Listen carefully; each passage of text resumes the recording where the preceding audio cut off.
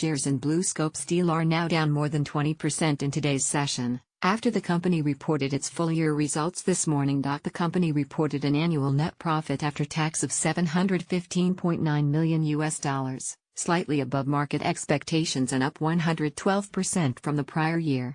CEO Paul O'Malley also announced that he would be stepping down after 10 years in the role, to be replaced by Mark Vasella effective from January 1, 2018. The company also announced this morning that it was the subject of a regulatory investigation. Here's the text from BlueScope's contingent liabilities note in its 2017 financial statements. Over the last financial year, the Australian Competition and Consumer Commission (ACCC) has been investigating potential cartel conduct by BlueScope relating to the supply of steel products in Australia that involved a small number of BlueScope employees in the period from late 2013 to mid-2014.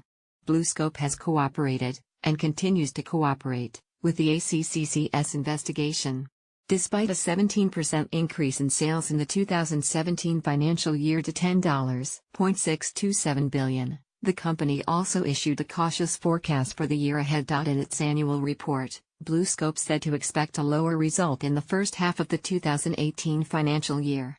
As trade restrictions take hold in global markets, import product offerings are taking advantage of gaps in the Australian anti-dumping regime, which together with FX volatility, is leading to lower domestic steel margins, BlueScope said. The company also cited increased energy costs in assessing potential headwinds for the coming year. BlueScope said that more baseload power was required following the closure of the Hazelwood power station.